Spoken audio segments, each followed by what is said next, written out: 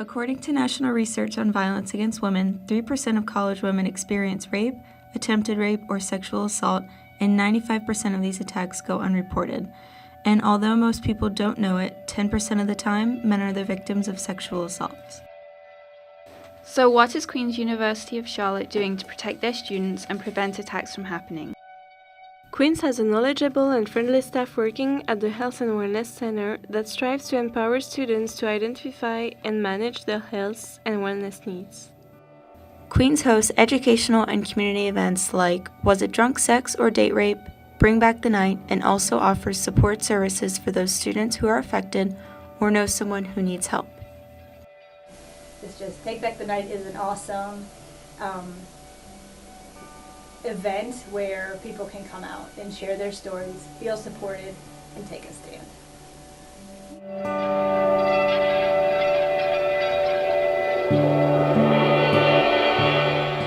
There's so much information out there in terms of laws, what constitutes a rape, what constitutes sexual assault, and I think just having that information available and learning and educating yourself. It is important for students to understand the definitions of rape, assault, and consent. A basic definition of rape and assault is forced, manipulated, or coerced sexual contact by a stranger, friend, or acquaintance. It is also important to understand what consent means, and therefore to know that consent cannot be given if a person is impaired, intoxicated, drugged, underage, mentally challenged, unconscious, or asleep. I think often we blame women, and one of the things that I'm particularly upset about is when women blame other women, and they'll say, well, she shouldn't have been there, she shouldn't have been so drunk, or did you see what she was wearing? And I'm a strong believer that it doesn't matter what you wear, how much you've had to drink, if you're making poor decisions, you still do not deserve to be raped. No one deserves to be raped.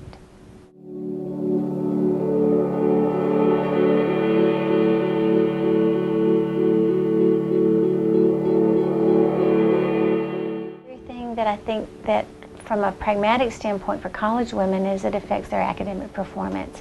Often they stop going to class, maybe they want to avoid the person who assaulted them, or they're afraid to go to night classes, or they're just depressed.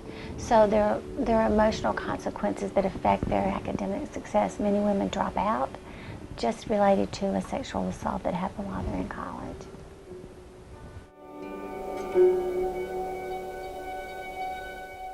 Have a Facebook page, but we don't see a lot of traffic. I don't know if that's because we haven't advertised it well, or if people are starting to migrate away from Facebook toward other social media, and that's something that would be great if we had personnel that could help us do that.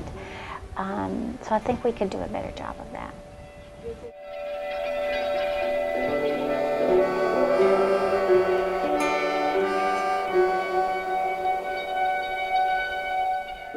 Be careful to maybe have someone that just like you would have a designated driver, to have a friend that says, I'm going to be the person who's going to be pretty much in charge tonight and keep everyone safe.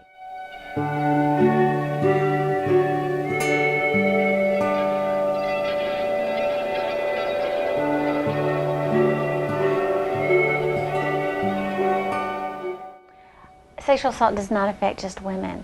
Not only can men be sexually assaulted, although it's in much smaller numbers than women, but it affects men in other ways, in that every man has either a sister, a mother, a girlfriend, a friend, or a coworker who are women. So even if they are not perpetrators, they experience it from the women that they care about and that they have relationships with. So they deal with it on that basis. It also affects the community in that women tend to then have a distrust of men, so that affects all men. Do you know anyone that's ever been a victim of sexual assault? Thankfully, no. I know that it happens on other college campuses, but I've never heard of it happening here at Queens.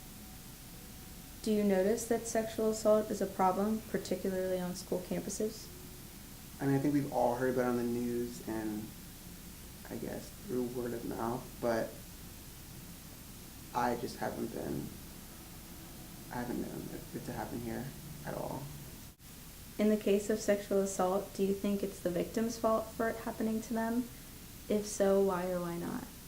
Absolutely not. I don't think that's ever their fault. I don't think that they would ever wish that they would be a victim of sexual assault. But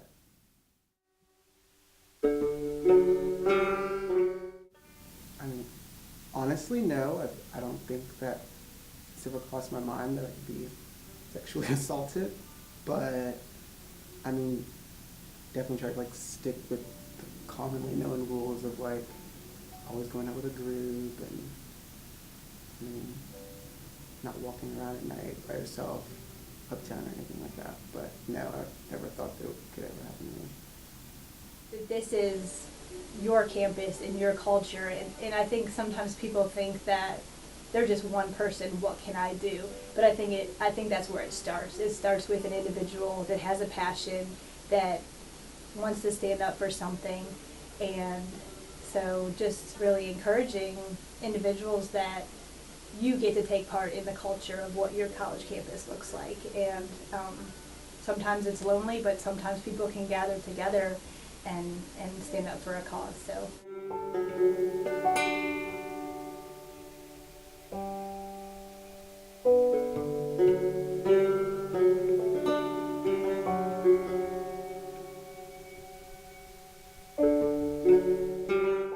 If you or someone you know has been sexually assaulted, remember that the counseling at the Health and Wellness Center is free and, most importantly, confidential.